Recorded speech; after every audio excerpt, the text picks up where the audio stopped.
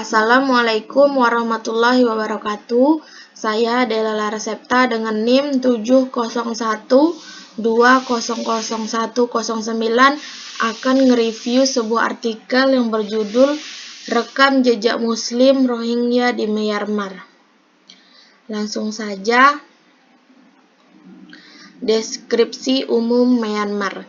Myanmar terletak di antara India dan Bangladesh di sebelah timur, Tibet dan selatan, Yunnan Utara dan Laos dan di sebelah timur. Myanmar adalah negara di Asia Tenggara yang memiliki luas 678.500 km persegi. Diketahui memiliki sejarah pembentukan yang panjang dan penuh pergolakan sejak abad ke-16 atas limpahan sumber daya alam yang tersebar di wilayahnya. Negara ini diperebutkan oleh bangsa Eropa seperti Inggris, Belanda, dan Prancis. Hingga kini, selain memiliki tanah yang subur untuk pertanian, kurang dari 75% penduduknya tergantung pada usaha bercocok tanam. Negara yang berpopulasi sekitar 50 juta jiwa ini ditengarai sebagai negara yang relasi kaya akan sumber daya alam mulai dari minyak bumi, mencakup minyak dan gas bumi, timah, zinc, tembaga, tungsten, timbale, batu bara, gamping, marmer, hingga berbagai pernik spesial seperti kayu jati, giok, mutiara, delima, rubi, ataupun sapir.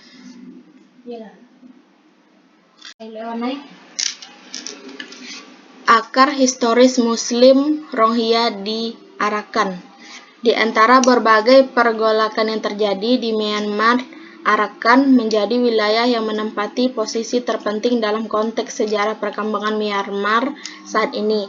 Penting karena faktanya selain turut membentuk format kenegaraan Myanmar, Arakan juga mampu memberikan bingkai sosiologis bagi kata sosial kehidupan masyarakat. Pengalaman sejarahnya sebagai wilayah yang telah dikuasai secara bergilir oleh beragam komunitas semakin mengkukuh peranannya sebagai wilayah penting bagi terbentuknya peradaban Myanmar secara umum. Secara demografis, Arakan terletak di sebelah barat Myanmar, tepatnya di pesisir timur Teluk Bengal. Awalnya, provinsi ini memiliki luas wilayah 20.000 km persegi. Namun, pada perkembangannya, luas wilayahnya menyusut menjadi hanya 14.200 km persegi, berpenghuni sekitar 50 juta penduduk yang dikenal dengan sebutan Rakhine.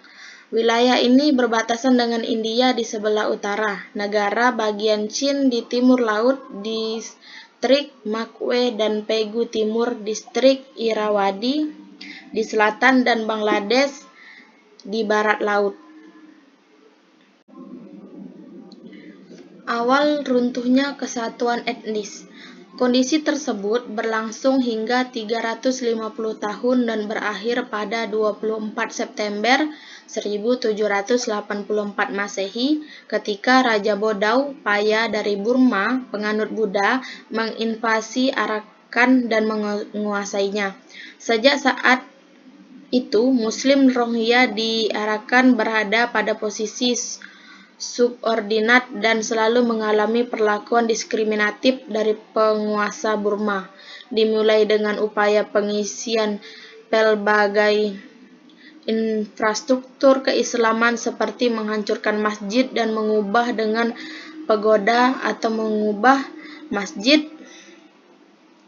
madrasah menjadi lembaga kewarganegaraan kaum Buddha. Pihak penguasa juga berupaya melancarkan aksi-aksi cenderung merugikan Muslim Rohingya. Berkuasanya junta militer. Kondisi tersebut semakin mengkhawatirkan sejak Jenderal Ne Win pemimpin militer sayap kiri Burma melancarkan aksi kudeta militer guna menghancurkan kekuasaan pemerintah Burma di bawah PMUNU pada 1602. Di bawah pengaruhnya lah Myanmar berubah dari negara beriklim demokratis menjadi negara berideologi sosialis. Guna mengontrol tata kehidupan bernegara masyarakatnya, Juna militer memperlakukan berbagai kebijakan yang cenderung sentralistik, misalnya menerapkan peraturan ketat terhadap perkembangan agama-agama selain Buddha yang notabene dijadikan agama resmi negara. Munculnya perlawanan penguatnya identitas sosial. Bukan saja dialami komunitas Muslim, situasi demikian pun dialami komunitas-komunitas lainnya. Sejak pola pemerintahan represif diterapkan pihak junta militer kepada masyarakat, pergolakan menentang segala kebijakan pemerintah merebak di berbagai daerah, terlebih ketika secara nasional, tepatnya dalam rentang tahun 1987 sampai 1988, perekonomian Myanmar mengalami kehancuran. Demonstrasi merebak di berbagai tempat. Selain menuntut kebebasan secara politik maupun beragama, mereka juga menginginkan terjadinya perbaikan hidup, utamanya terkait dengan terpenuhnya kebutuhan perekonomian dengan dilandasi kenyamanan menjadi sebuah kumpulan masyarakat. Reaksi internasional. Menarik dicatat adalah bahwa dari berbagai bentuk pelanggaran hak asasi manusia yang terjadi di berbagai kawasan dunia, pelanggaran hak asasi manusia di Myanmar mendapat respon yang kuat dari dunia internasional, tidak terkecuali Perserikatan Bangsa-Bangsa. Lembaga ini diketahui sangat berperan aktif menyelesaikan berbagai permasalahan terkait dengan perlindungan HAM, terkait kasus pengungsi Rohingya. Seiring dengan dihadirkannya resolusi pada tanggal 18 Desember 1992, Majelis Umum PBB, lembaga ini melalui Komisi Tinggi PBB untuk Mengungsi, berupaya menyelesaikan konflik di Myanmar melalui pembentukan perjanjian antara UNHCR dengan pihak pemerintah Myanmar pada tahun 1993. Selanjutnya, masa depan Muslim Rohingya. Demikian, bahwa meskipun telah ada sejak beberapa abad lamanya, Muslim Rohingya dalam faktanya selalu dialienasi dari dunia sendiri. Upaya peneguhan identitas sosial pada gilirannya menjadi agenda utama yang seakan tidak akan pernah padam dalam benak mereka, bahwa mereka adalah kelompok minoritas yang selalu berpendapatkan perlakuan diskriminatif dari pemerintah. Itu sulit dinafikan, tetapi mereka bukan bagian dari Myanmar. Jelas dalam pandangan mereka merupakan sebuah kesalahan fatal yang faktanya dipercayai segenap elemen pemerintah Myanmar saat ini. Selanjutnya, artikel yang kedua tentang Islam dan sejarahnya pada masyarakat Jambi Seberang. Langsung saja, Islam dan sejarahnya pada masyarakat Jambi Seberang. Adanya Islam di Jambi karena kedatangan kapal dari Kesultanan Turki untuk penyeberangan agama Islam di Jambi. Rombongan tersebut dipimpin oleh Ahmad Ilyas atau Ahmad Barus. Mereka datang kemari karena kapal rombongannya terdampar di Pulau Bahalo karena Ahmad Ilyas menyebarkan agama Islam di Jambi. Selain itu, beliau yang menghancurkan patung-patung berhala sembahan di Pulau Berhala sehingga Ahmad Ilyas dijuluki sebagai Datuk Paduka Bahalo. Diketahui bahwa masuknya Islam pada masyarakat di Jambi Seberang banyak dipengaruhi oleh pedagang-pedagang Islam yang masuk dan berlayar di sepanjang Sungai Batanghari.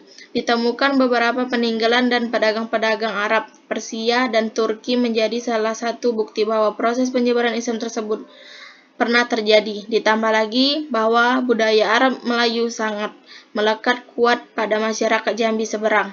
Bahkan melekat pada adat Melayu Jambi yang kita kenal dengan adat bersendi syarak, sarak bersendi kitabullah. Keadaan Nusantara yang selalu ramai oleh para pedagang asing mengakibatkan adanya pertemuan budaya. Oleh sebab itu, tidak heran jika di dalam kehidupan masyarakat Nusantara ditemukan persamaan budaya dengan daerah lain di luar Nusantara. Fenomena persamaan unsur kebudayaan yang terjadi di Nusantara menimbulkan perdebatan panjang oleh para ahli sejarah mengenai tempat kedatangan Islam. Beberapa ahli sejarah mengatakan bahwa Islam dibawa langsung dari Arab oleh para pedagang dan musafir Arab, sedangkan sejarawan yang mendasarkan para pengamatan unsur-unsur budaya dan mazhab Syafi'i lebih dominan ke India.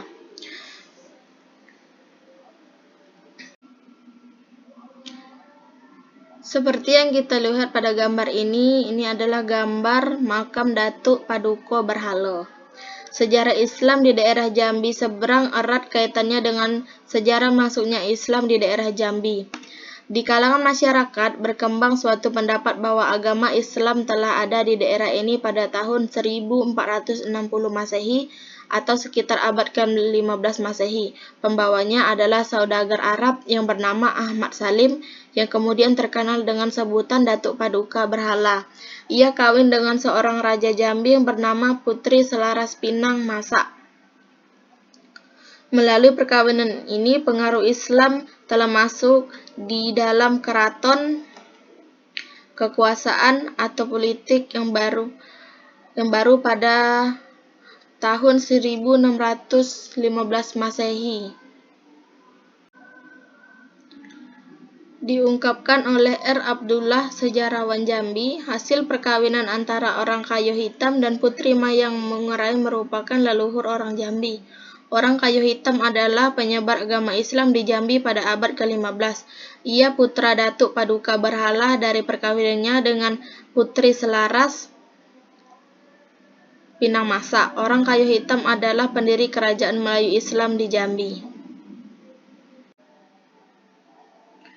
Masyarakat Jambi pada umumnya berpendapat bahwa Islam masuk dan dibawa oleh Ahmad Salim pada tahun 1460 Masehi, sehingga tidak bisa dipungkiri bahwa kajian terhadap sejarah di daerah ini hanya kembali kepada rujukan yang telah ada saja. Untuk menentukan proses Islamisasi di Indonesia pada umumnya dan Jambi pada khususnya bukanlah suatu pekerjaan yang mudah, juga memakan waktu panjang, apalagi bukti-bukti arkeologis dan sumber-sumber asing kadang-kadang menunjukkan perbedaan yang mencolok antara bukti adanya orang Islam dan proses pengembangan agama Islam. Sejauh penelitian penulis di dalam masyarakat seberang kota berkembang suatu cerita bahwa Sayyid Husin Barakbah adalah seorang ulama yang telah berjasa besar dalam memperdalam pengertian dan penghayatan masyarakat terhadap Islam. Dan dari cerita-cerita yang masih hidup di kalangan keluarga keturunan Barakbah maupun dari orang-orang lain di daerah seberang, tidak terdengar bahwa Barakbah adalah pembawa Islam yang pertama di daerah kota Jambi, tetapi kehadirannya membawa pengaruh besar bagi perkembangan agama Islam di daerah ini.